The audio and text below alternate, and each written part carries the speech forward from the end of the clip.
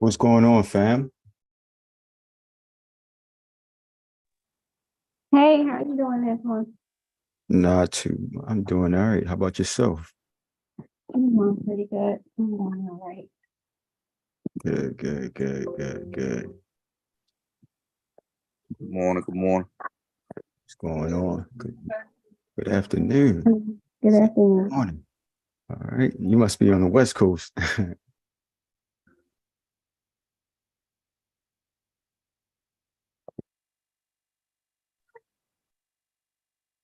Well, we got love for the West Coast too, wherever you checking in from.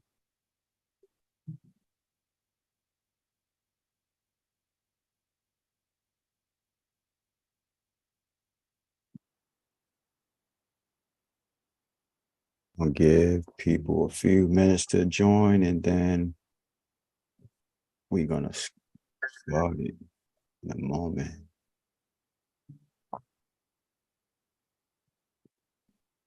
Shouldn't be that much long. We normally give about 3 to 5 minute window. Going on, y'all? What's going on, DJ? What's up, bro? What's up, Cliff? Hey, Y'all had a good weekend so far? relaxing. Yeah, it was a good one. Good. What's up, Wayne? What's up? What's up, everybody?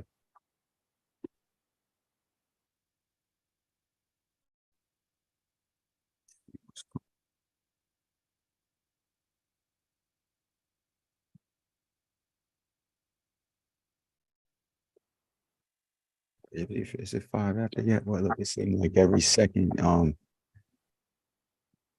it's longer. Shit. Got 2 more minutes. Just wondering, did a notification go out? Did y'all see a notification about the meeting? Just making sure it went out, because Yeah, I saw it in Narvis chat. oh, okay, cool. Just wanted to make sure. Okay. All right, we're gonna get started, man. We can I know everybody got stuff to do today. It's a nice day outside. So yeah, let's just go ahead and get started. We got a lot to cover, big week, as everybody know. So yeah, let's get right to it. All right.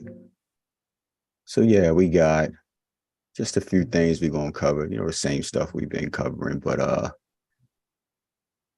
weekly market overview, chart setups, trade ideas, lessons learned, recap, upcoming earnings, economic events. Man, we got some stuff coming up this week. So yeah, let's go ahead and get right to it. Let me just turn this sound off. Real good. There we go. All right. So by watching or reading this, you're saying you understand the following. I am not a financial advisor, and this is not trading advice. This session is solely for educational purposes. There are significant financial risks associated with options trading, and I'm not liable for your wins or losses in the market if you decide to act on this information. Let's go. Let's go. All right. So look, it's crazy because remember, I always talk about the inverse, or just how from week to week, sometimes you kind of can get it. And again, it's not always the case, but sometimes when you get like a really strong previous week, you kind of get the inverse the following week. And as you see before last week, tech finished as the strongest sector with communication sector. I mean, that was really Meta that did that. It was Meta and Tesla, but it was Meta for 2 weeks in a row that kind of took that sector, carried that sector, because it was the best performing stock for the last 2 weeks, right? And then you had, so that's where communication services come from. So you got all of them, but the inverse, you had the consumer staples, real estate, and energy. On the flip this week, tech at the bottom, you got communication services right here, consumer discretionary down here. But you got the energy all the way up here. You got consumer staples up here. So they're starting to buy the defensive stocks right now, because we got a lot going on. So we got these non-cyclicals that are in play because of what's going on in the market. Let me go ahead and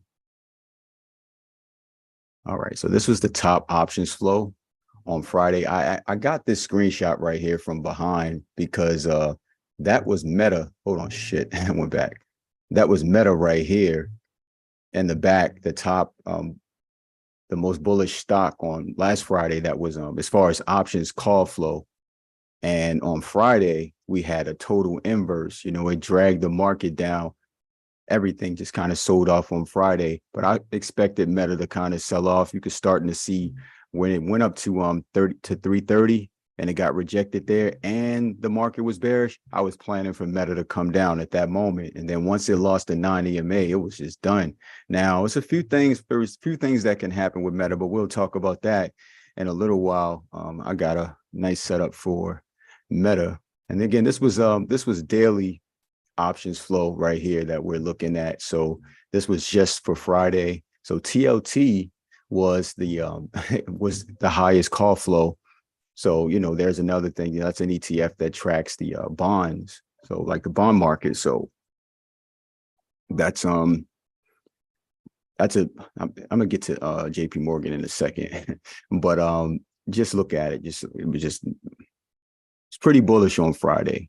So, you know, they start buying bonds and gold and stuff like that when there's fear. You think the stock market's coming down and interest rates are going to go up. That's what they're expecting. So, all right. So that's why we got that going on. All right. Now, this was on the week, though. So weekly options flow right here. We had NVIDIA, VMware, Meta, Tesla, and then TLT. So it's crazy. So still with the with Friday selling off, you still had Meta in the top three as far as bullish options order flow. I was just saying that in my recap though about that. But then you had they're selling off Exxon, McDonald's, Home Depot, and Amazon. Okay, one sec. Oh, last week, but we didn't have any last week, so that was that. One sec, hold on. All right, so let's just go into lessons learned and recap, because now hold on, I am going to go back for a second. Hold on. So this slide right here, again, we don't have a slide for last week because I didn't trade. I didn't call out any. I didn't call out any trades last week, but just know that this number right here, if we traded together last week, man, this would have been like $3,000. That was a crazy week. But yeah, so we got time to catch up because this about to be a crazy next 2 weeks. So I just think that this is gonna be a really, really good week. This was so far for October. We already killed October and we got a long way to go, man. I think this is gonna be a crazy, crazy month. All right, so now we can go into lessons learned and recap. Does anyone have anything they want to discuss, or anything like any recap or anything that you learned, something that you saw or that may be useful to the team, or just I don't know, anything? Well, I saw that one monkey don't stop the show, depending on who's the monkey. Because goodness, last week was crazy. If you are a good trader and you really know what you're doing, you can make some substantial money last week. But if you are one of the people, which a lot of the people in the group are, they do definitely need, and even the people who are good traders, because like Jazz said one time, like, I made 3,000, but if he was here, I could have made 7.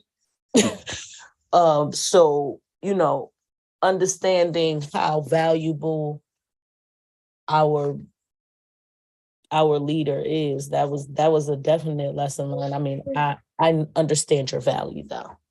But like I said, I understand where a lot of that came from.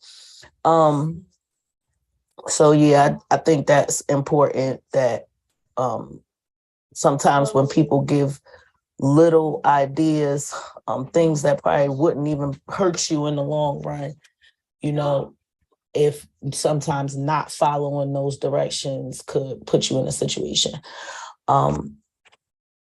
Another thing, I noticed this I think last week, I had a few comments just from articles that I've posted, things that I know are kind of important. And I would tell people who are in our group, definitely check it out.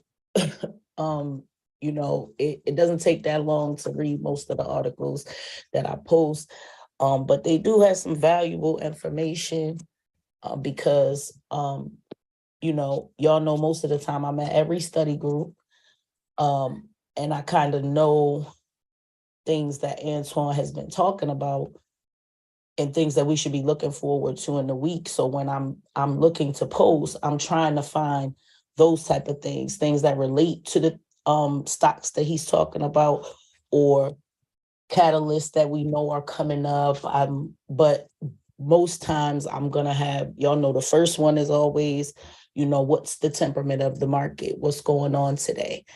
And then I'll have something if we have anything related to a catalyst, and then possibly something related to a stock that has been mentioned or something we've gone over in the study group. That's kind of how I pick those things. So, I really do want you guys to like check them out, because a lot of the times things that I post definitely correlate with how that stock might do that day. Yeah, so so she can hold on. So yes, just to kind of elaborate on that. So she posts every morning, she posts like about 3 articles. It is 3 articles every day. And those articles, they do correlate exactly what's going on. So one of the articles would be about what's going on in the futures, let you know how pre-market is shaping up right now. And then, then one of the articles would be about, like she said, if we're like right now, we're on the study group, there may be a few stocks that come up or just a catalyst or something that we're looking forward to. The day of or whatever, like we're leading into that information, she's posting that information. So if you ever need to know exactly what's going on in the market right now or something related to the stocks that we're discussing or catalysts, just look at those articles. And again, she's up before everybody in the morning. So just that's just something else, something else for everybody to just, it's the more information you have, the more data you have, the better you are. And again, it's always related. So it's just something that you should probably take a look at. And again, it's very helpful. I know last week, I was telling her the other day that when she posted the information about ATVI, I didn't see it because I didn't look in the group or whatever till later. But like I saw it around 8:30 when I saw news come out about it, and then I charted it. But she had already posted it because Kyle had replied to her post that she posted like 5 a.m. about the ATVI situation, saying that it was the deal was done, and so just saying that she's always ahead of those things, just a step ahead of those things. So it's always good to just look at that information. It's helpful, give you a catalyst. You see why a stock is running. So that's really helpful. And yeah, but that's good. That's good. That's good. Yeah, I mean, for me last week was a very interesting week.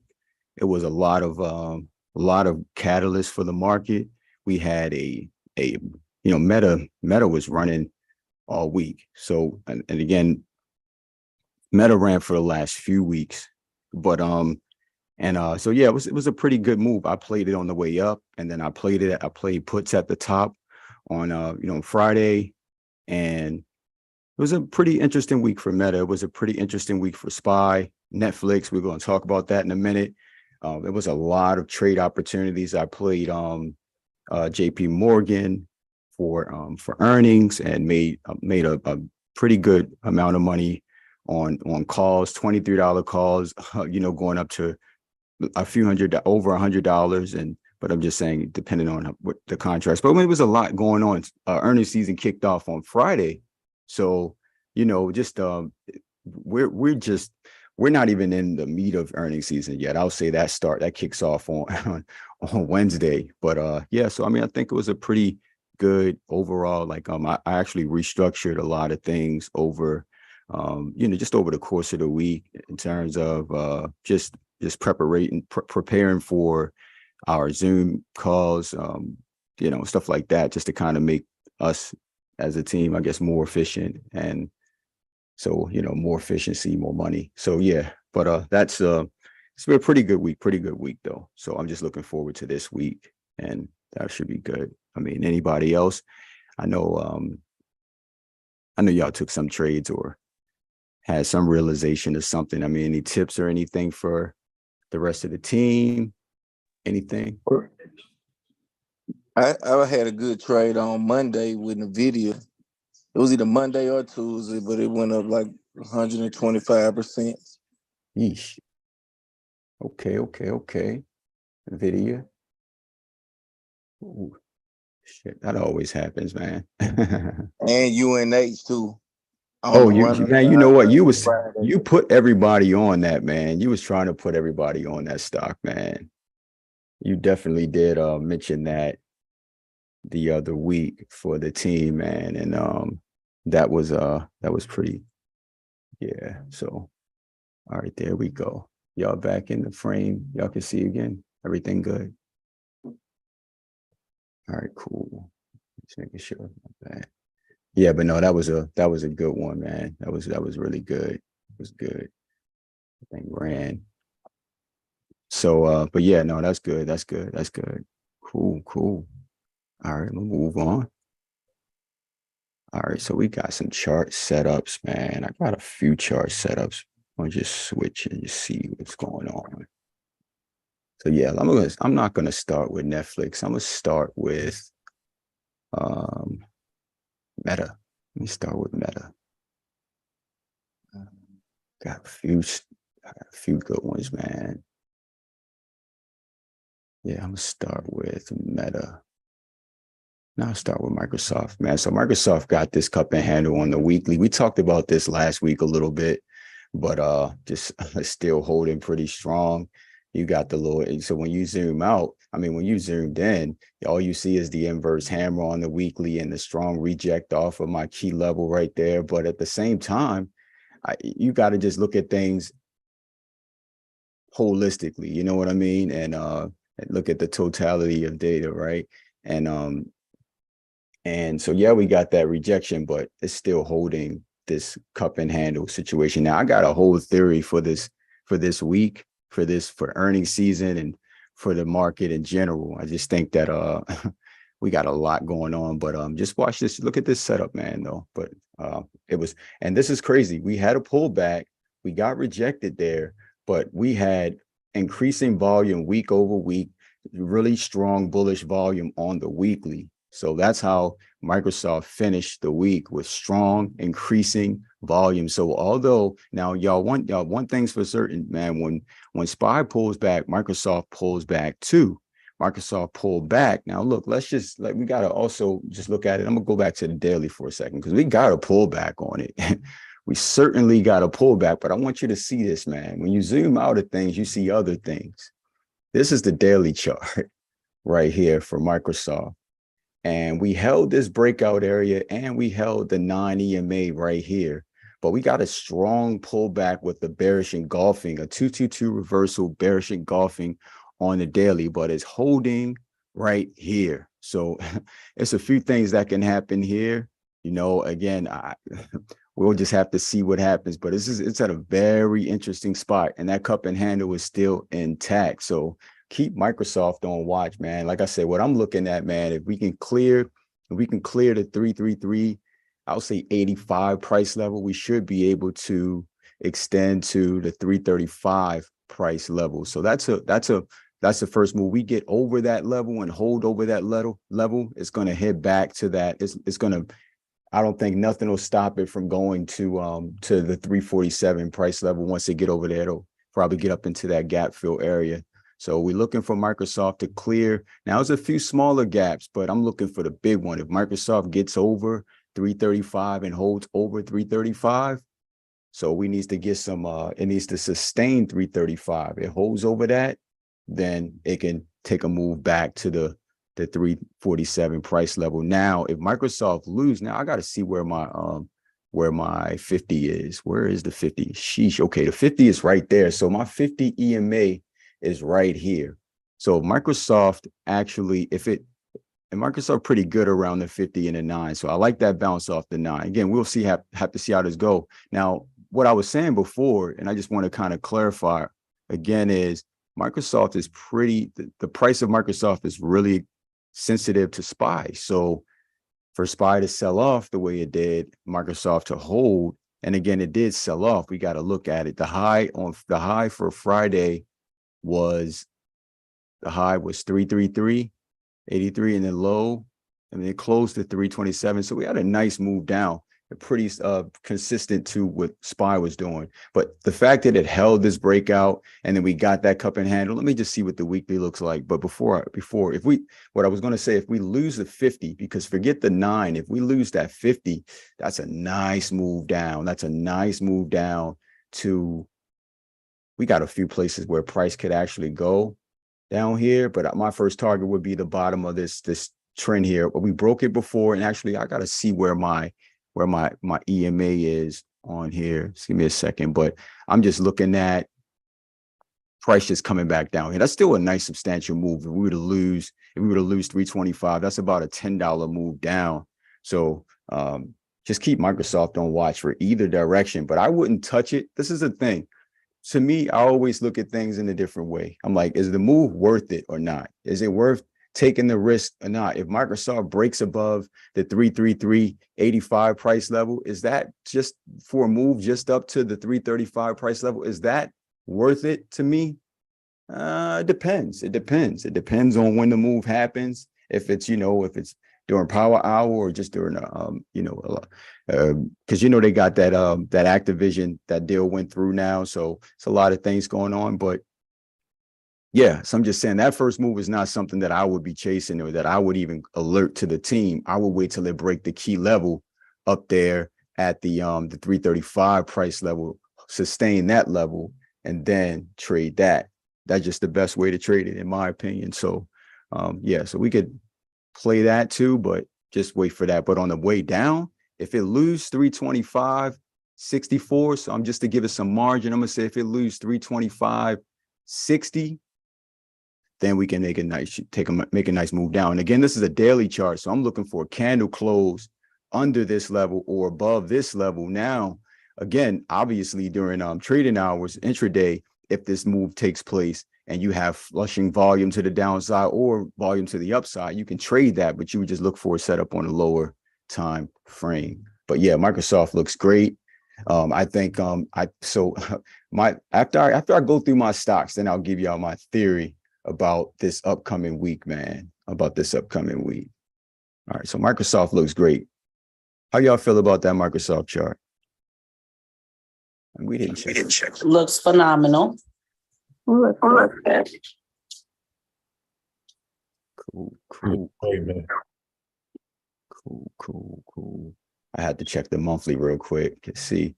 We got that cup and handle on the monthly too, a little bit. And a beautiful bull flag here on the monthly. Look inside on the monthly, looking for a 222 reversal to the upside. Sheesh. Crazy setup on Microsoft, man. Zoom out. I think, man, like I said, I got a crazy theory for this upcoming earnings season for Q4. But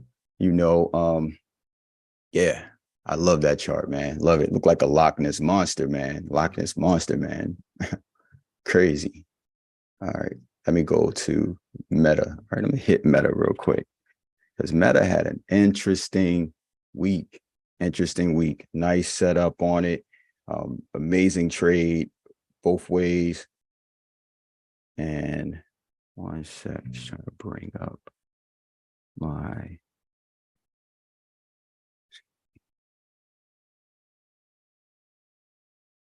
we got some good charts, man. Really got some good charts. All right, so I'm gonna hit Meta. So yeah, so you see Meta ran up to 330, and it stalled out up here at the top. Now, look, so we can look at this. I look at it, the way it needs to be looked at, but we had a 222 reversal, came down here, flush past the non-EMA and drop, right? So we got that close under the non-EMA. Now, on the daily, based on the setup, sometimes for Meta, let's just take Meta out the equation for a second. For any stock, when you get this type of reversal, especially when you lose the non-EMA like that and you're that far away from the 50. Let me see where the 21 is. Just real quick, just curious to see where that 21 is real quick before I, but yeah, while I'm waiting, I'm just going to check this for this 21. I want to see something. Just got to see where that 21 is. Interesting. Okay, so the 21 is right there. Okay. We got 21. All right, so we got some of them, and that lines up with one of my key levels. So okay, just wanted to see where that was. That actually lines up with one of my key levels. And I didn't check that before the meeting, but yeah, so I wanted to see where the 21 was. Yeah, so but Meta, to me personally, if the sell-off continues, then I say Meta has room down to 300, but we got a few key levels to hit before that can happen. I'm gonna actually go and check a few other time frames, but let's just keep things into perspective for the daily. For right now, we had increasing bearish volume over a 2-day period, so we got that one. This one was a fluke a little. I mean, it still is not as high as the bullish volume we had on the week, but at the same time, we had a higher bearish volume than the previous day, but so did SPY, right? So we got that pullback. So Meta does have room down to 309. And if we don't bounce there at 309, we got a stronger support down at the 304.79 price level. So like around this area right here, we have strong support down here. And but yeah, I think if Meta comes all the way down, it's going to 300. Just if the market continues to sell off to the point where it brings where tech continues to come down, Meta's going back to 300. So what I'm looking for, but this is the thing, I'm always back testing stuff, right? So you have to look at when times where Meta lost the non-EMA and what happened. Did it gap up? Did it gap down? Did we get a continuation? What actually happened with price when Meta loses its 9-day EMA? So here's a situation right here, just right here, just off the top of my, just off a visual right here on July 20th, 2023, Meta, that's kind of similar situation. We got a 222 reversal right here, and Meta, closed below the non-EMA, it was a little stronger close, but we gapped up the next day. And look at this gap up right here. So we had a gap up. So it closed down here at the 302 price level, gapped up to 304.40 and ran all the way up to 305 before flushing down. So to me personally, I'm like, it wasn't worth swinging any Meta calls or puts, because I'm like, you know what? I'll tell you what I did swing in a second. I don't mind telling you what I swung.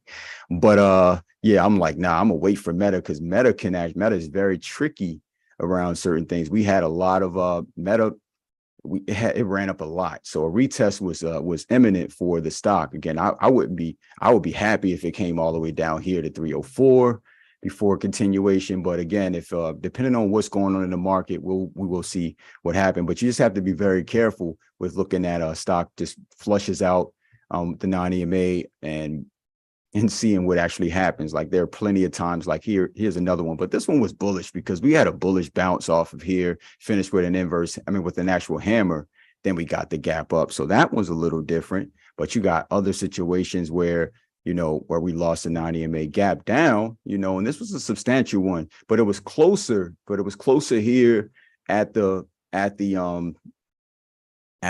21 EMA and at a key level, gap down a little. Hold on, how much was the gap down? Was that was it's a pretty substantial gap down, just about $1.50, but still, just got to pay attention to how the stock, and I actually got a lot more data to support this. Like here's another one, lost the non-EMA right here after flushing out, whatever, closed and gapped up, strong gap up on that Monday. And this one was one of the main reasons why too, because of the fact that it happened on a Friday, very close to what we have going on right now.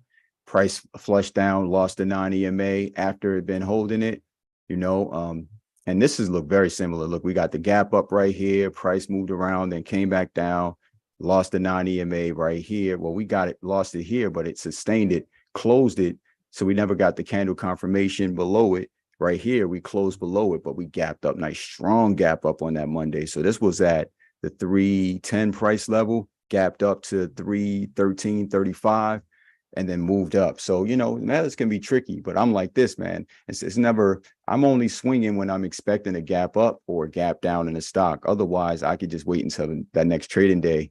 And so that's how I felt with Meta. I felt like this was a beautiful move down on Friday, a very lucrative move down on Friday. So no reason to swing nothing on that. Now let's go to the weekly chart though, because we got to do a full analysis on this. So we got an inverse hammer on Meta on the weekly, inverse hammer, but the structure is very much intact. Meta ran up, like I said, rejected a strong key level up here, strong key level. And we finished with an inverse hammer, a 2-2 continuation with an inverse hammer, but the volume was substantially stronger than the previous volume to the upside, bullish, still holding the structure. I like the way Meta looks. Now let's check out the monthly.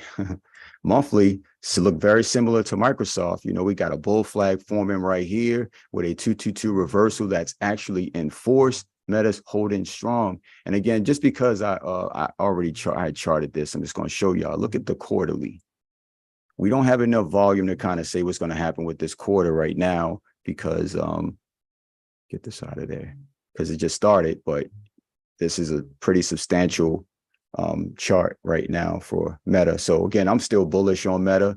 We just the whole market pulled back, and the first stocks that you should sell when the market pulled back are the ones that ran up the most, so Meta, it took that charge, and it was worth that was the first stock on my list to short. Well, second to Netflix last week.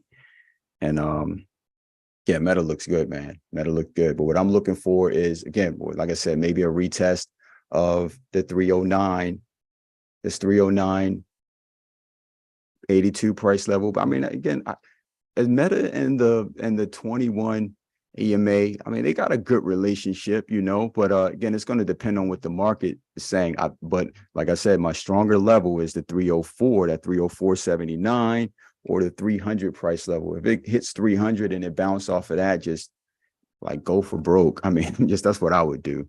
But what I need Meta to do, again, I'm just looking to play this range because now we did break out. And again, let's just be clear, Meta is currently in a markup, so we already got the breakout, and I'm looking for a bullish continuation for the stock. We got earnings next week.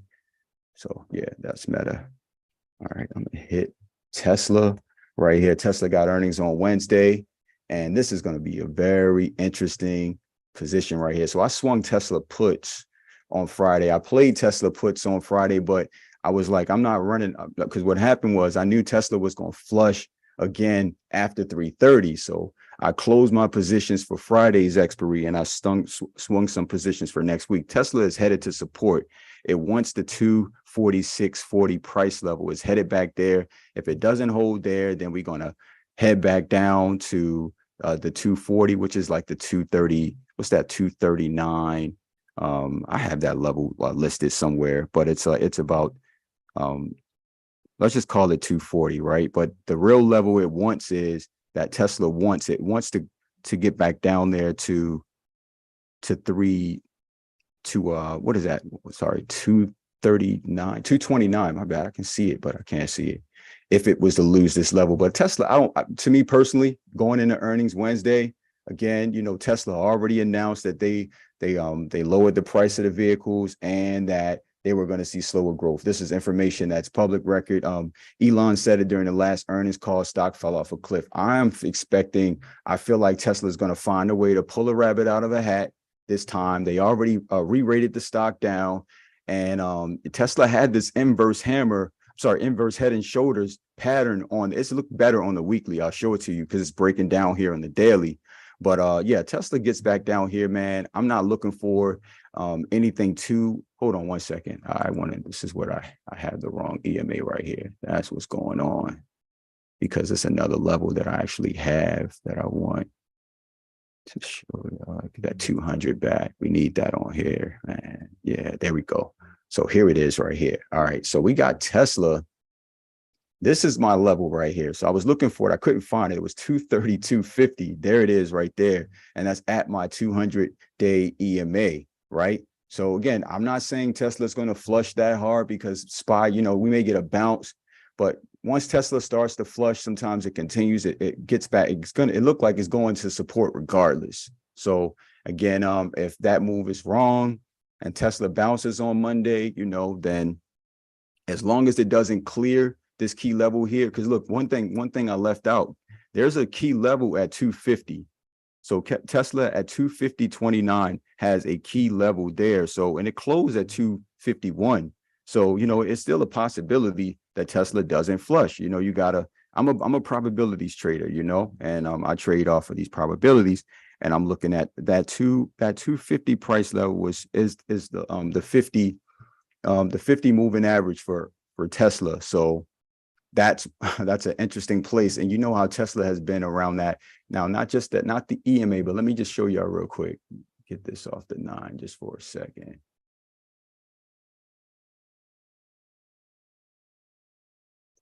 There, so that's my EMA, but let me show y'all what the moving average looks like real quick. So I had to put the 50 on there, but let me show y'all what the actual moving average looks like right there. Let me change the color on this real quick so I know what's what. And change this one back to my 9.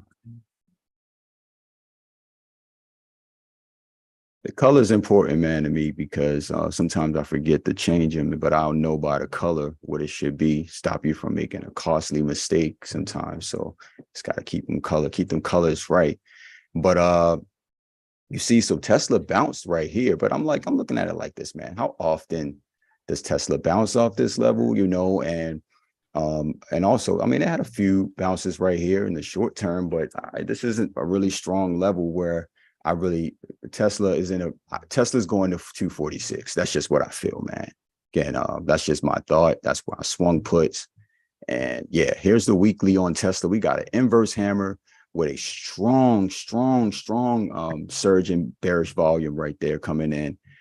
So we got, this is a 2-2 continuation, but 2-2-2 continuation with an inverse hammer. So it's not enforced. I'm looking for a 2-2-2 reversal right here on, well, not necessarily a 2-2-2 reversal, because Tesla may not, hold on, where we closed at? We closed at, one second. We closed at 251.12, but the low of the week was 250.22. It's possible we could take that. Yeah, we would take that out. So even though I'm not looking for Tesla to close down here, but I'm looking to generate a 2-2-2 reversal. But at the same time, that too may end up being a 3 and being an outside week if Tesla hit us with an earnings surprise on Friday.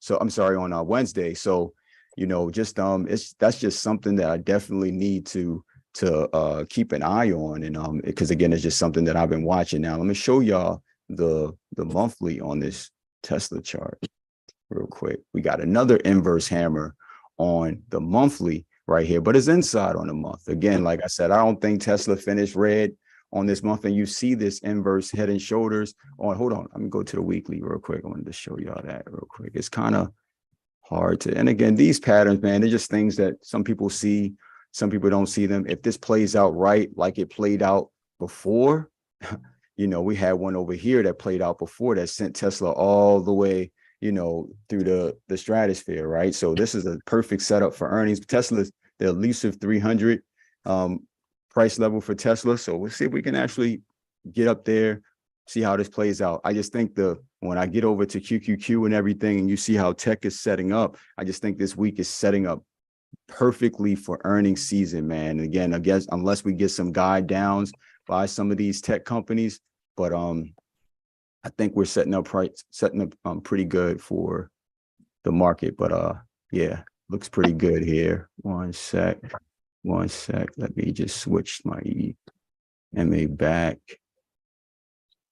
So I gotta get that off of there, man.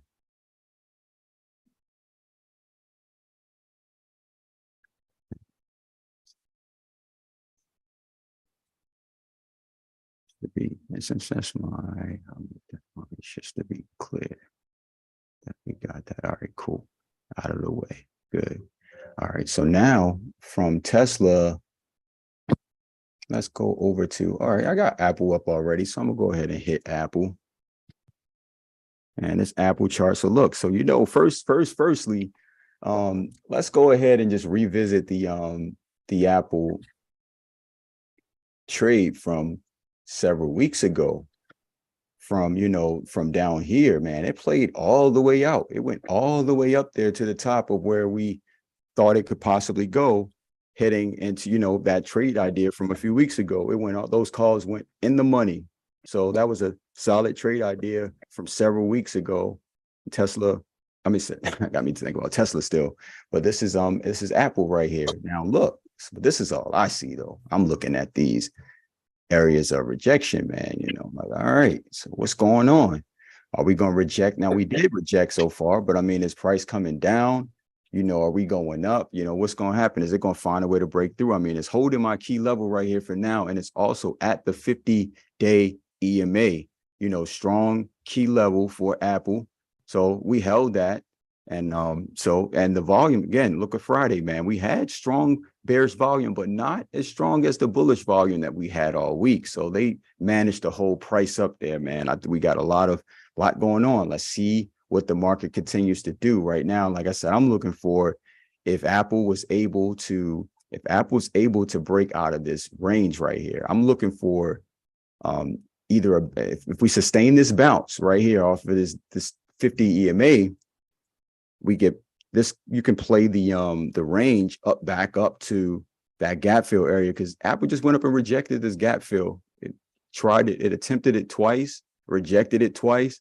So I'm saying if we get a nice bounce off of this right here and a surge, your price target would be the 182.96 price level. But if we break out of this, if Apple breaks out of this range and sustains over the 182, let's just call it 183 price level, just for some margin, we break over that range right there, over that level, then we should be able to make a nice move on Apple, probably retest 190. So keep that on watch, man. This is a really nice one. This will be a crazy breakout, because you have to look at it and you have to look at the whole situation. Let me just break this down, because every chart tells a story. And so you got Apple right here. You got this downtrend right here that Apple went right here. So this is since July of 2023. It came up here, peaked, kept trying to retest it, couldn't break out. Strong supply up here, and here we go again, and then all of this correlates obviously with the market too. But look, we still got it. We got to respect what's going on. If it breaks out and sustains the break, if it consolidates it, this wedge break, then some buyers going to come in and we get a nice move on the stock. Now, if we lose, this is very important, because if Apple loses this 50 EMA, it has a ways down to go. It'd be a nice, not too bad, because Apple has it's a few places where Apple can actually bounce, but I'm thinking it come all the way back down to the 170, 171, 78 price level if we were to make that move down. I mean, there are a few other places where Apple could get some support, but that's where I'm looking for price to go if we lose that, because again, you just have to look at everything in totality, right? And so, but yeah, we have another, so if you look here, and I don't have it marked correctly, but we have support at the 173. It's at 173.70. Let's call it 173.75 or something like that. We have some support right there if it was to come down. So let me actually mark that, because I don't want to not have that area marked. And I think that's a good area for Apple. We got a few areas, but that's just one area that I think we should keep an eye on. Hold on. Yeah, like up in that area, but let me just move it up some. Shit. Just keep an eye on Apple, man, because I feel like it's a lot that can actually happen. And Apple is kind of at the center of it all. So just again, I'll have this level fixed when I post the chart, but there we go. That's Apple, man. Now I'm gonna go over to the weekly on Apple so you can take a look at this. Sheesh, still holding that bull flag on the weekly, but we got that inverse hammer, came up here, rejected the top, could come back down here and retest this 50 on the weekly. But again, we got to look at the volume. The volume was bullish on the week overall, but lower volume. But again, we had it's all circumstantial. We had, we got the war going on. We got CPI came in hotter than expected. PPI was hotter than expected. Everything's going on, a lot going on. So a lot of reasons for the market to be coming down or to be shaken up, I'll say. All right, let me hit, I'm trying to hit my list. All right, I got another good one to hit. So we talked about this a few weeks ago because there was a lot of flow going into it, but didn't get hit. So VMware, right? So VMware is a company that I guess you can say AWS would be one of its direct competitors because, it's just like for virtual machines. We use it all the time. A lot of you probably work with VMs a lot, but VMware is a specific company that specializes in this stuff, and it's big tech. And everybody's talking about Meta and everything right now, but VMware has kind of been going under the radar. This was just real quick. Last week, we talked about this last Sunday on the study group, and look what it did since last Sunday. Broke through key level right here, took the hell off from, let's say, from 169 all the way up to 181, right? So, but look, I got you covered though. Look, man, there is a gap fill right here that it looked like it once. SPY pulled it back on Friday, but look, after a stock running up this hard, surging like this on Thursday, SPY only was able to pull it back like that.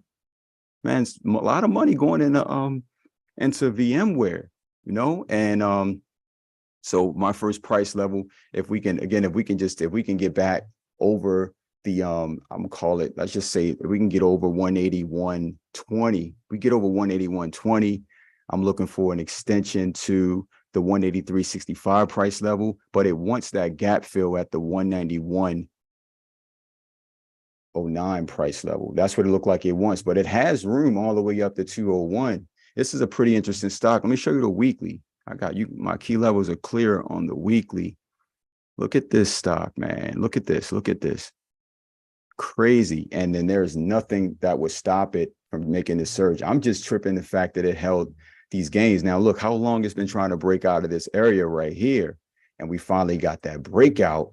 And again, I missed it. I was trading Meta. So, I mean, I'm guilty of missing it. But yeah, but it surged. It broke out of this area and surged. That was clear accumulation right here. Broke out and is gone. And it sustained most of his gains. So got to keep this on watch. Keep VMware on watch. Nice price move. Now, again, just pay attention to what's going on in the market, but just something to watch. All right. Let's hit Netflix. All right. So right before the close on Friday, I called out a Netflix earnings strangle. I did that for a number of reasons. Monday is tomorrow, and I'm like, well, I could wait. I'm not trading this week like that, but I could wait until Monday when the IV is possibly another 100% higher, or we could go ahead and take get into these trades right now. Again, I think Netflix wants to go lower. It looks like it looked like it wants to go lower. I mean, it's holding this uptrend right here on the weekly. It's holding it, but we lost the 50. We lost the 200-day. And let me see if there's anything else. I mean, it doesn't even really matter, honestly, because I got it coming down to 350. Well, we finished 355. Now it hit all of my levels heading into this situation. Let me go back here for a second to the daily. So once we lost the 200-day EMA, because we had a nice structure on Netflix, man. I was looking for it to bounce off the 200-day and make a move up here, right? We already sold off heavily, but it broke down. It lost the structure, and once it lost the 200-day, it even lost the bottom of this trend right here. So yeah, just pretty ugly flow. It looked like it wants that gap fill at the 339 or let's call it 340, some 339, 39. I mean 96, but I call it 340 price level. It looked like that's what it wants right now. I mean, it hit every other level that I was looking for it to hit. Once it lost 365 and ran all the way down to 355. It's been moving. So now Netflix, what typically happens now when you get a sell-off like this for Netflix, I've seen it go either way heading into earnings. Some news could come out pre-market 2 days before earnings and the stock gaps up, or the market's so oversold at this point that the whole market gaps up a little bit and it kind of take Netflix up. I say ignore everything until it reclaims the 200-day EMA. Now, I ain't saying you can't play those ranges or anything, because I mean, we could get a gap up and it could fill this bearish gap right here at the what is that, the 361.20 price level. It could fill that gap right there, right? But again, all of this is short-lived. I think it continues to come down until earnings, unless we get some reversal or something. It just like it looked really bad. Now one thing I will say, this is why one of the reasons that I called it strangle too. I'm like, again, if you back test this, Netflix has a history of gapping up after selling off like that, especially heading into earnings. And one thing that was so critical and important to me on Friday was this. Look at this real quick. We finished in a doji candle. So just to add some color to this, we opened at 355.64 and it closed at 355. So no, it opened at 355.64 and it closed at 355.68. So it closed 4 cents higher than it opened. But after all of that price action, we had a nice move on it though. You know, the high was 358.93 and the low was 352. So we had a nice range on it, but it finished around it. It managed to finish back up here after selling off heading into earnings. So we finished with bullish volume on Friday, right? But the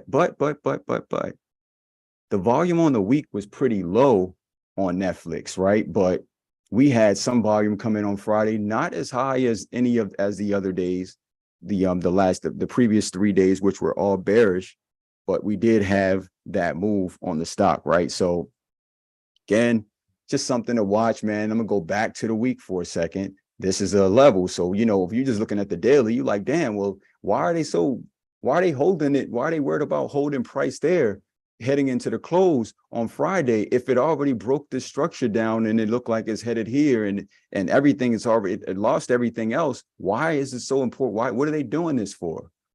They were protecting this level right here. Yes, they were protecting this level right here on the weekly. So that makes a lot of sense to protect that level on a weekly. Now, again, a trend, man, sometimes trends, depending on what's going on in the market, don't mean much, but you gotta, like I said, every chart tells a story. You have to look at the data in totality.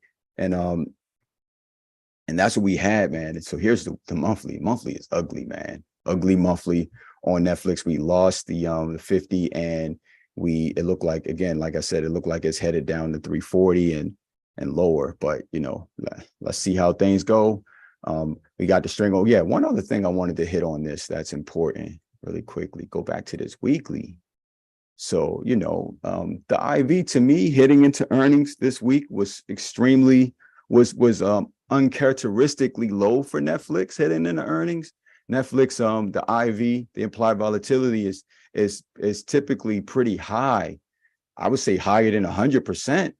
Heading into Netflix. I mean, I'll say for the last few Netflix earnings, we've had at least a 300% IV and with at least a 16, 15 Vega exposure, you know what I mean? So I just, yeah. So for Friday, the IV was under, it was like 70 something. It was like 70 something, 70, 80 on Friday, and I thought, Fluctuating between 78 and like 80.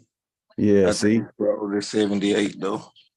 yeah, so that's still crazy. You know, I'm like, if we can at least get 100% jump increase on that implied volatility on Netflix, we'll see how they when the futures open tonight. Like, as I'm even though the stock won't move, we'll be able to take a look at the implied volatility. I'll check FactSet and just take a look and see if if the implied volatility starts to increase. And then tomorrow morning, obviously, we'll see an increase. But I mean, like me personally, not necessarily looking to play Netflix earnings, but what I will say is I like to take advantage of of the IV move. And if if we get a crazy IV move in the stock, so just to kind of add a little color to that also, let's say Netflix stays at this price right here, 355, and it doesn't move at all, and the implied volatility goes up by 100%, you know, damn, I ain't gonna say 100%. That's a lot. Let's just say by 10%. That's another. Let me just look at these contracts for a second, just to kind of add. And again, it's just all guesses because nobody can say what the IV is going to be on anything. But yeah, if it went up by 10%, that's $140 increase added to your contract. You know, if the if the price did not move, meaning that, hold on, and the reason I'm just going to say Monday, because let's just say theta, the fact that theta into this, you know, so put without factoring theta into it, because the theta is going to balance everything off, obviously. But if you just look at it like that, that'd be $140 added to the price of the contract if we just exclude everything else and just look at the IV and the Vega on the contract. So that's why, and if I'm thinking that based off of historical data and just us playing that, like I said, I've been trading Netflix for a long time, but as far as trading it with earnings for several years, right? And so at least keeping an eye on the implied volatility and studying it, and I've never seen it this low in a while. And I mean, and they're pricing a $31 move in the stock right now, but the whole point for earnings. So now that gets into my next thing. So if we at 350, where did Netflix close on Friday again? 355. Close at 355. So a $30 move in either direction. And let's just say from that particular price right here, you know, that's a substantial move on the stock, you know, from this price right here. Just look at what type of move that is, right? So I'm looking at, so overall, depending on which direction Netflix choose for earnings, I see price can either go up to 400 or back down to 300, because we're literally in the middle. We at 355, and you know, obviously that move would take us up to like 385 or down to 225 or something like that. But the whole point is that's a big move. But if with the IV that low on the stock, again, I don't know. I'm gonna see what they do with it, man. I'm just looking for a pump in that implied volatility heading into earnings, man, for us to make a move off of that alone. Again, that's the main reason for the trade. But you know, sometimes things can go left. And right now in this market, the way things were, and we didn't get the SPY yet, but the way things were flushing and how things set up, you know, it looked like the market wants to have a continuation, but for some reason tech doesn't look like it's ready to sell off, just based off of the information that we've got and what we're seeing. But let me go over to this if you look at the monthly, right, look at this monthly again. It's an ugly chart. Everything about the chart is ugly, but I just think that Netflix finds a way to surprise the market with this one, because again, one of the things, this candle right here, this is the weekly. Yeah, this candle right here.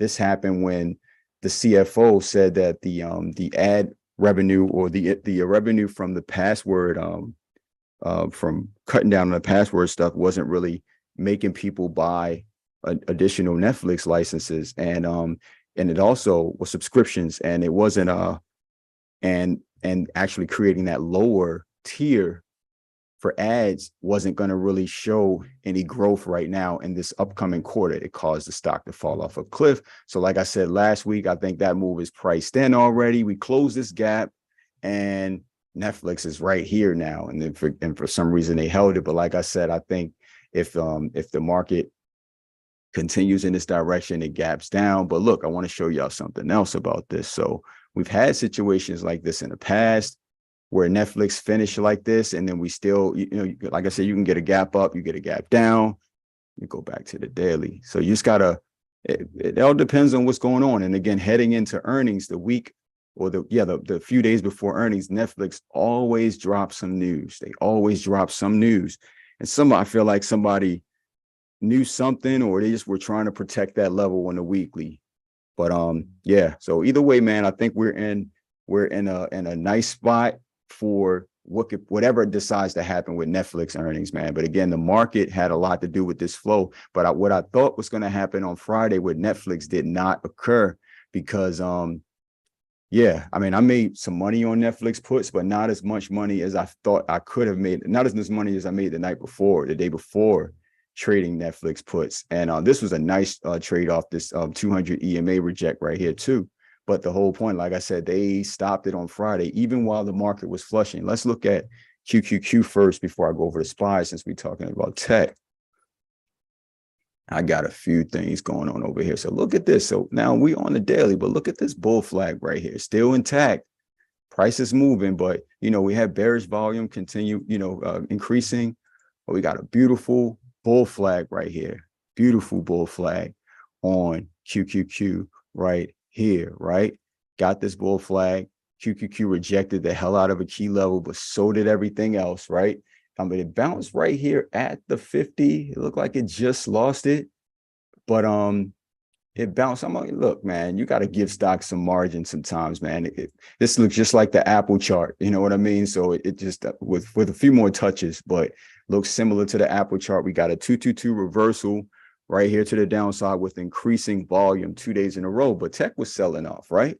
So we had that. Now here is the weekly inverse hammer on the weekly. Strong. It's very clear the reject is so clear here on the week, but we still finished with a green week, green volume. It wasn't as strong as the previous week's volume, but understandably so. We had a sell-off that happened in the market, but I think QQQ is still set up nicely for what I'm thinking that's going to happen with tech this earnings season. You got an inverse hammer on the monthly, but it's inside on the month, and we got a green month still. So I'm looking like, okay, cool. Let's see how this plays out.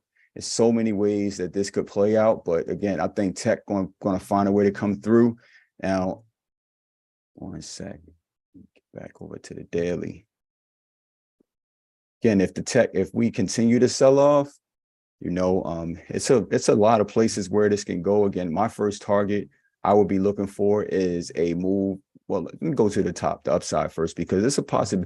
Do y'all look at this as I know it's a reject. I know it ain't a reject. It lost it. It lost it. I ain't even gonna play like that. It lost the 50. Let me see where the 9 is. Yeah, it lost the 50 and the 9. And yeah, it's a possibility we go lower. Get this out of here. We already closed that gap. 1 sec. Just trying to bring up this other screen so y'all can see what's going on. But yeah, man, I just think that especially for QQQ, we just got to be careful because again, it closed at 365. We got a key level it's crazy because the next strong support on QQQ is at, where's that level at? Where is it? We got a 3.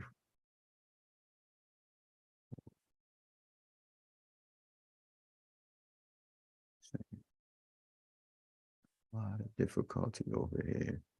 But yeah, so we got, so I'm looking at this right here. We held this level, right? We bounced off it, but although we lost the EMAs, doesn't matter. You gotta, pay attention to what's really going on.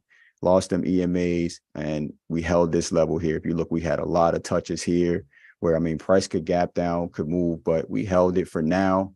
Let's see what happens again, because if we lose this level, we got room all the way down here.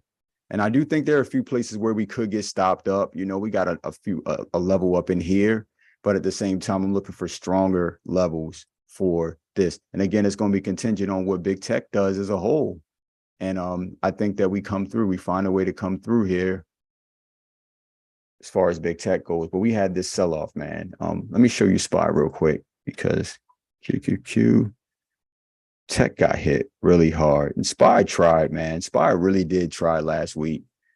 We're still in this broadening formation, obviously, right? And SPY tried to fill this gap. It tried. It rejected the 50. It would not break through that 50 EMA. It's crazy. Once we lost the 50, it's been elusive. We found a way back through the 9 EMA after getting back above the 200-day, got up here, rejected the hell out of the 50. 4 rejects in a row before getting that 222 reversal right here, man. So, and again, but look, SPY found a way back up over the 9 EMA right there at the close, man. Like I said, man, I just, it's hard to, if I'm just going off of just price action alone, you know, and just looking at the volume, SPY looked like it wants to come back down here to the 200-day EMA, but this SPY finding a way to close over the 9 EMA, you know, after, because it was hard for it to get back up here. Remember when it lost the 9 EMA for quad witching. I think that's when it first lost it. Where is that? Yeah, the 15th right here. It gapped down and it's been struggling ever since. So we finally got back over it, got back up, and we came down, retested it once on Thursday, found a way back up. And then right here, we closed just at it. They got it just back up there. But that volume is crazy, man. So again, it's just looking at this alone on the daily, we got a 222 reversal after a reject of the 50 EMA, but it hold the 9. But look, we got to look at the confluence on this thing, you know. It held the 9, but yeah, you just have to look at it like that, man, because if you back test this, or whatever, typically, depending on what's going on, there got to be other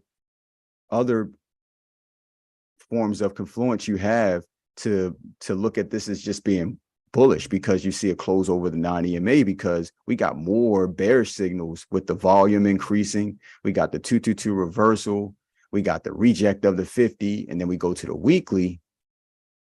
We got lower volume right here than the previous week, but it was still green. We still finished green with a 222 reversal, right?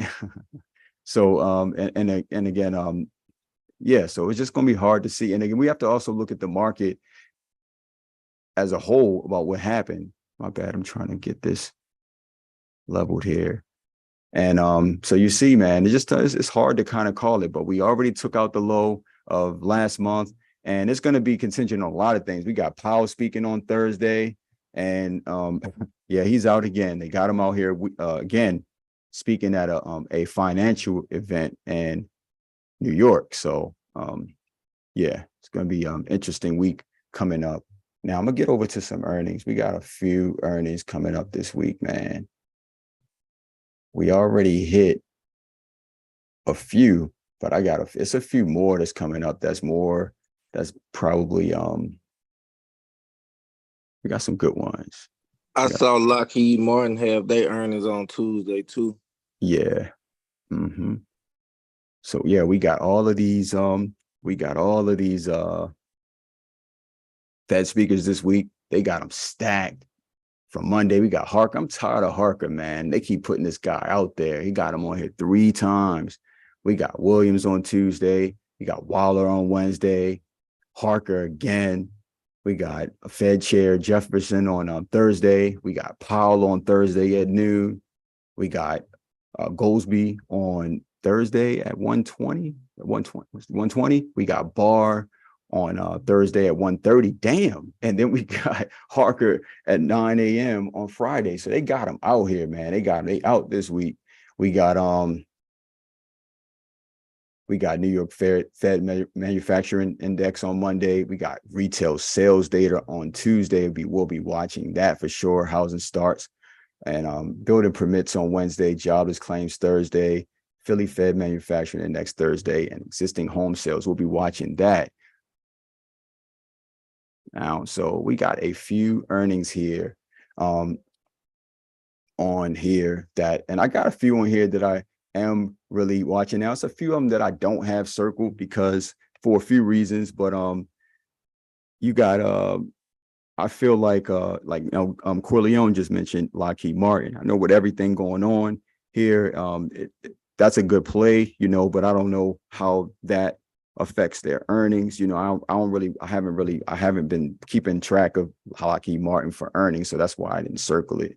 But it is a good trade, definitely for sure. But I know they got earnings. Bank of America got earnings on Tuesday, pre-market. Goldman Sachs is on here. We got earnings for Goldman Sachs. Now, the ones that I'm really, really watching that I got them circled in red, but I got a few of them on here too. Johnson & Johnson, it was crazy last quarter. And you got United Airline on here. P&G's on here. Las Vegas Sands, really another one that we definitely should probably be watching. Obviously, we got Tesla and Netflix on Wednesday after the close. We got TSM.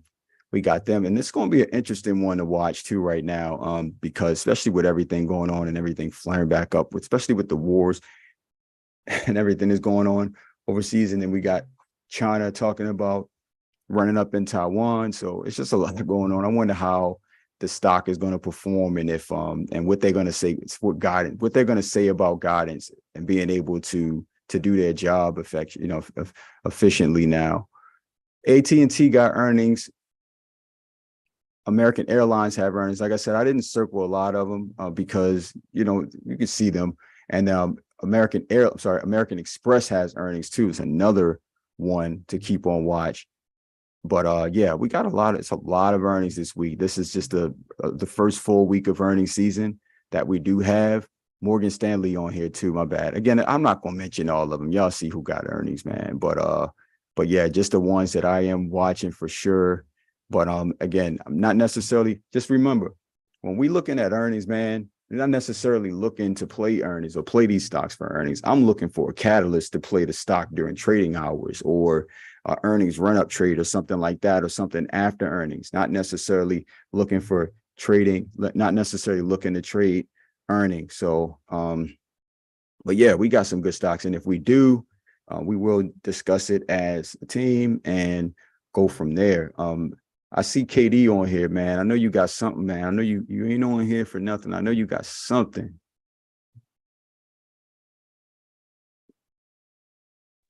Hey, what's up? I didn't know all those Fed speakers were speaking, but definitely focused on a lot of after earnings plays. I see American Airlines. I like cheap ones too. Those are good too. Hold They up, what's move a that? lot. I see American Airlines on there. See Intuit, like what's that Lockheed Martin that they was talking about? There's a lot. There's a Yeah, lot this week after earnings. Could make a yeah. lot of money on them. Like Friday, UNH, that did great. That was a great after earnings play. Man, y'all gonna have to And discuss that, man. I'm gonna bring up the chart in a minute. I want to hear, because I saw y'all were in there talking about it, man. But I need to hear a little bit more. I know Corleone on here. He been talking about that. He came in last week. that was my first time playing it, man. That was amazing. Crazy. Yeah. Oh yeah, it definitely printed on Friday. It was Yeah, printing for really sure. all up the run up too, because It printed both sides. It printed both sides, bro. Right. Exactly. Yeah, no, that's a crazy, that was a crazy move. Now, do you think, because what happened with the earnings, do you think that the stock has a continuation next week? I think it does, because the 52-week high is kind of off Let me a little bit. It has some room to go up. Okay, let me bring that chart up real quick. Yeah, no, that's cool. H. And even with the Lockheed Yeesh. Martin, you gotta remember too, the war in the Ukraine in Russia been going on for over a year now. Oh, that's so true. That is true. How did they do last earnings? So that I don't know. I was thinking about Lockheed Martin. I was like, did they like use up all their weapon sources this time around? Yeah, the How's the guidance 52-week going to be? high is 558. 10 Okay. on UNH. Oh yeah, no, that's crazy, man. That's crazy. So if the market continues to go down too like that, healthcare is defensive too. And we got this strong breakout. Let me go to the weekly. I like this chart, man. I think it looks great. And that sustained most of its gains. Oh, that's a nice mover, man. When I see a stock that expensive, man, I mean, when I say expensive, I mean like over a few $100s, over $400 a share. I'll be looking away from it. But at the same time, it's like, man, I heard you say that the contracts don't be that expensive and then they just kind of like break out and run. So that's a crazy, I like contracts like that. I like stocks that move like that. But that's a nice move right there. That's a crazy breakout. So it looked like it has room for a continuation if like it held most of its gains. Come on, man. So yeah, no, that's a solid move. That's a solid move. Solid move. Keep that on watch, man. Keep us updated on that, the volume increasing and everything. So I will bring up Lockheed Martin, man. So, since y'all talking about it, let's go ahead and bring that up. Sheesh, that was a crazy gap up. Now, we had this on watch last week. Now, listen, keep in mind, this is how Lockheed Martin closed last week. It closed at the 400 price level. And I was telling the team to keep this on watch this upcoming week because, we found out what happened with the war over the weekend. We didn't know about this on Friday, on before the close last week, the week before last. And this was the move it made up since then. And it didn't just gap up. I mean, it gapped up, but we got a nice move. That was a crazy move after the gap up. Now, it does have a lot of room. This one looks, now in terms of exhaustion, this has a lot more space, more room than the UNH, right? But at the same time, it's like then that strong bounce, well, not bounce, but yeah, I call it bounce because we got a reversal, 222 reversal off the 200-day, and it's on the move right now. Oh, this is the weekly, that's why. All right, cool. Just wanted to see that. But no, this has a lot of room. So, definitely, and then heading into earnings, that is a good catalyst. But I guess since we asked the question, Corleone, we can look right here and see how it did the last few earnings, and because it's right here. All right, so this one obviously, all right, so we had a move.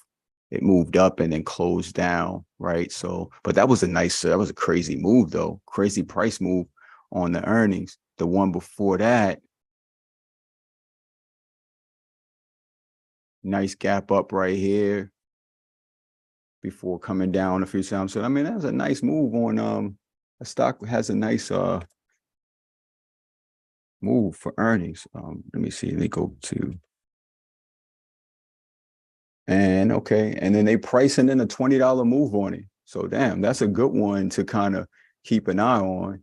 And yeah, so no, I wasn't even thinking about watching that one for earnings. I didn't even circle it, but that's a good one. And then we got this key level up here that it looked like it's headed right back to trying to get over his 200-day. And yeah, that's a nice one. We got to keep this on heavy watch again this week for a run up. Now they got earnings on Tuesday morning.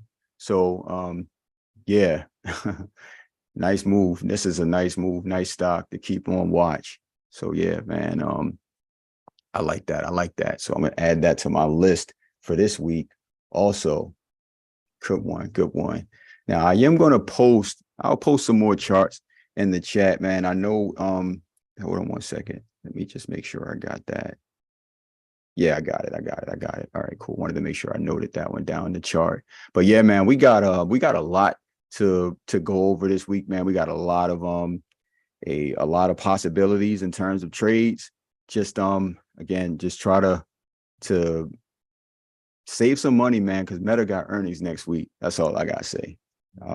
Y'all enjoy the rest of your Sunday, man. Cheers.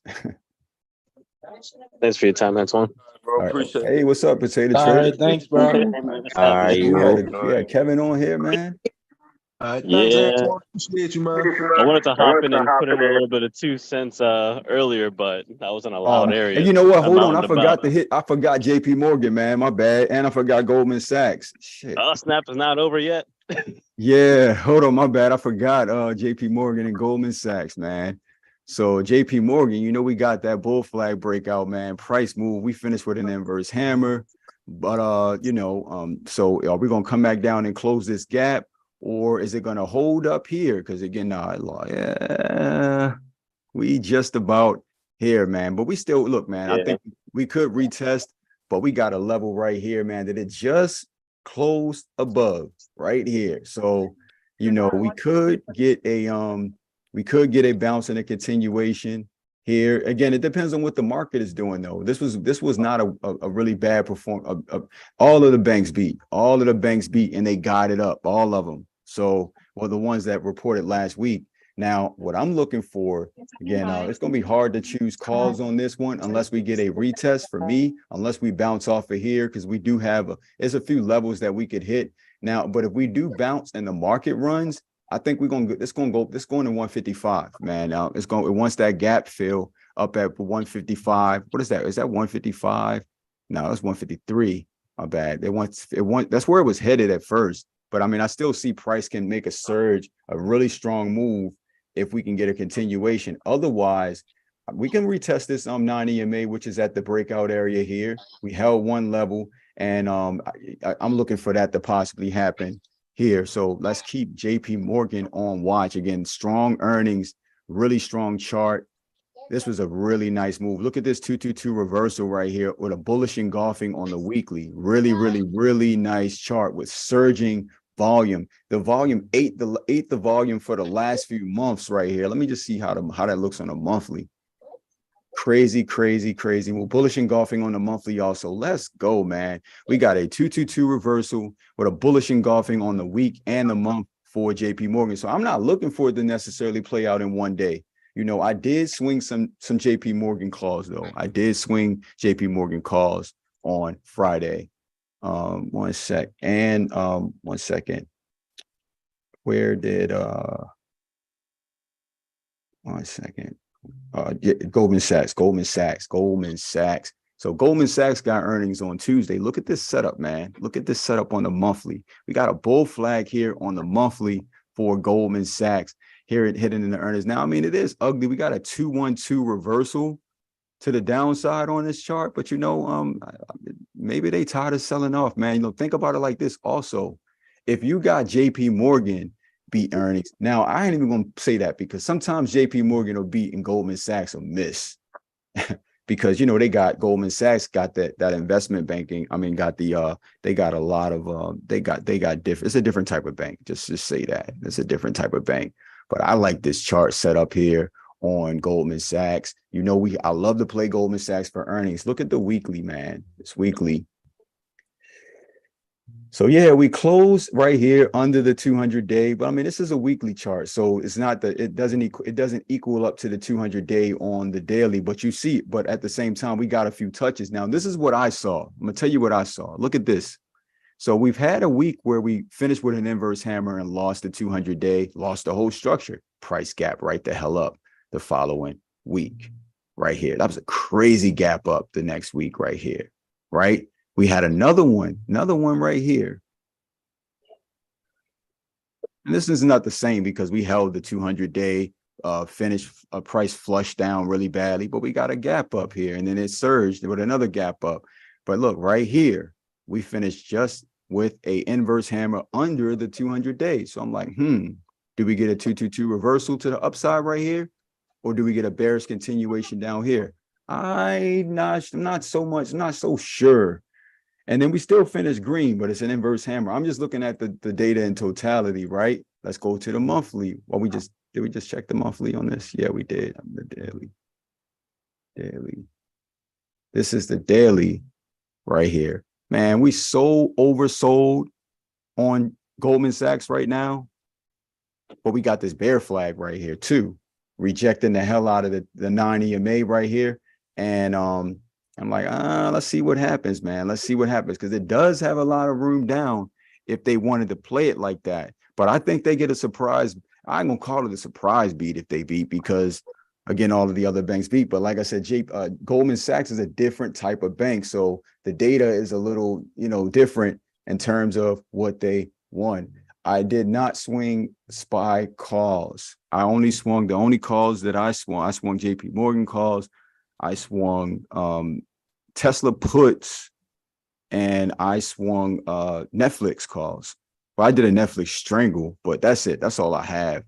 I wasn't even really, I couldn't, as far as SPY goes, bro, and QQQ, I was just like, I just felt like Tesla, those charts told the story exactly where they were going to go.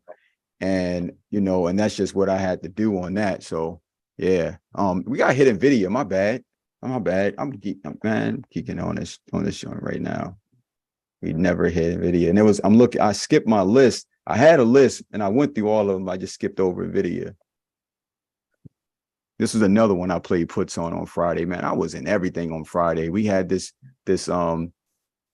wedge right here, this potato wedge that broke down, right? We got a 222 reversal on a daily. We lost this key level, barely holding the 9 EMA, but it's holding, right?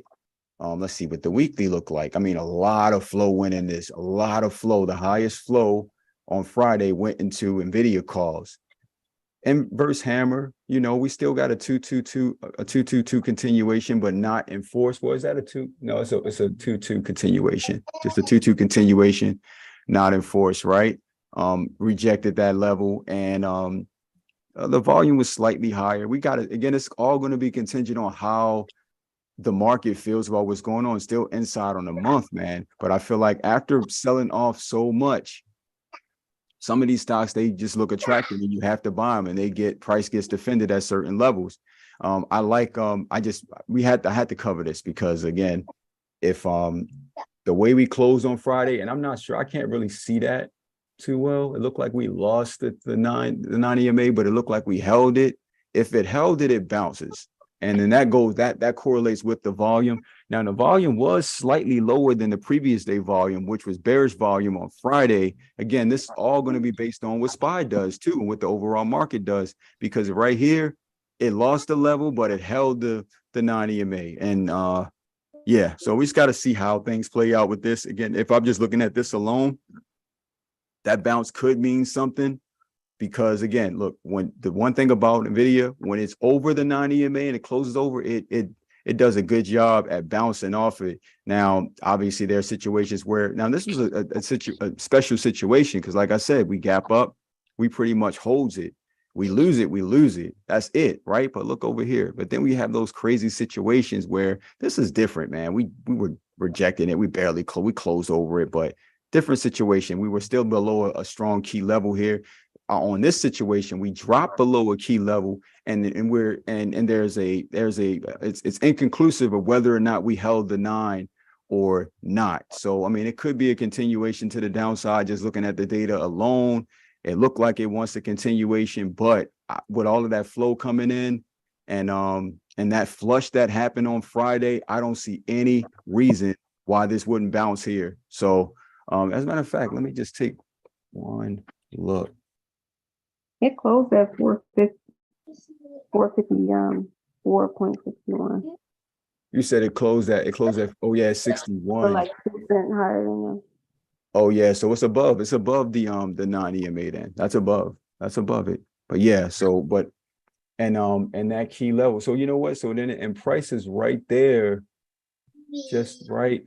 So then, I mean, price is above the key level too. So I mean, it closed above the 9 EMA and key level right there, just at the key level. I say a bounce. If we get a relief rally or something, or relief bounce, I say NVIDIA back to 470, easily back to 470 if we get a relief bounce here off NVIDIA. Now, obviously, you know how I am, man. I'm gonna say one level at a time. But look, we closed that gap.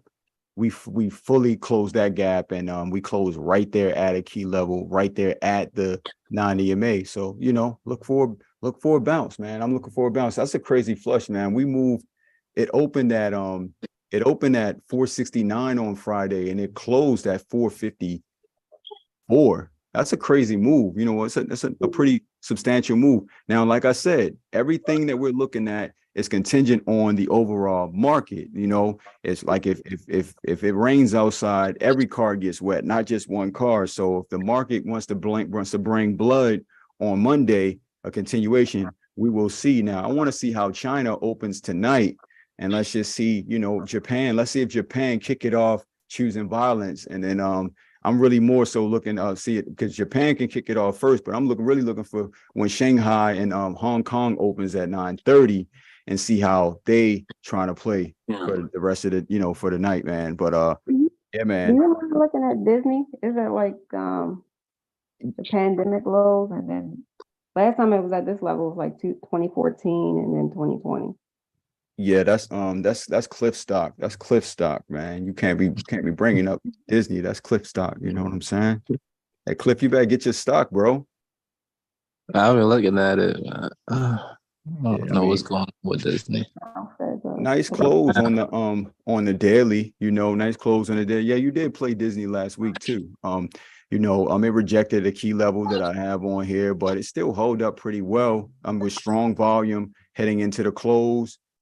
Here's the weekly right here. We still got that 2-2 continuation right here that is holding a 2-2 continuation right here, 2-2 continuation, and it held above the breakout with a doji candle. So the price on the weekly, this is a weekly, so it opened pretty much, it closed relatively close to where it opens. And I'm looking for, if we get a nice move on this, we should be able to close that small gap up here.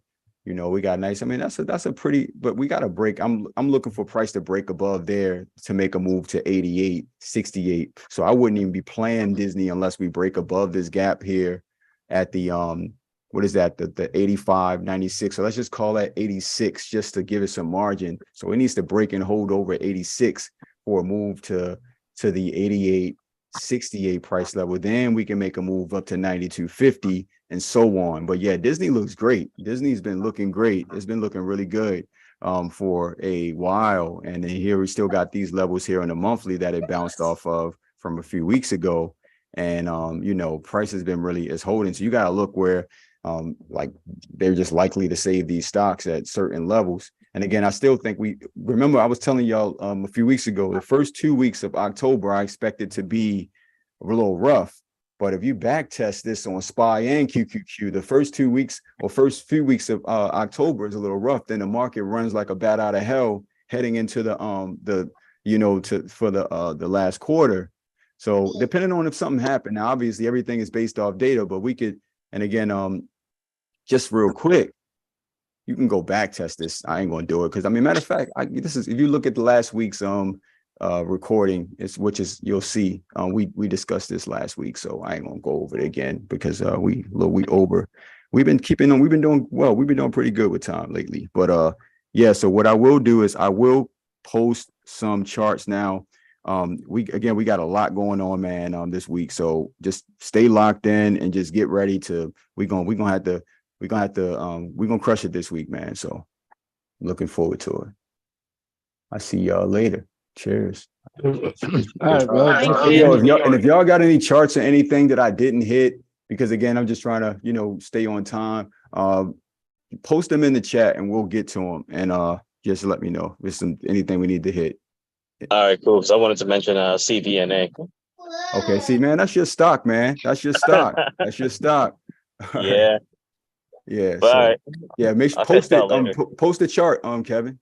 Yeah, I'll post it probably when I get home. All right, cool. And I'll still chart it, but I already know you got your levels and stuff, but I'll chart it. Yes, sir. All right, cool.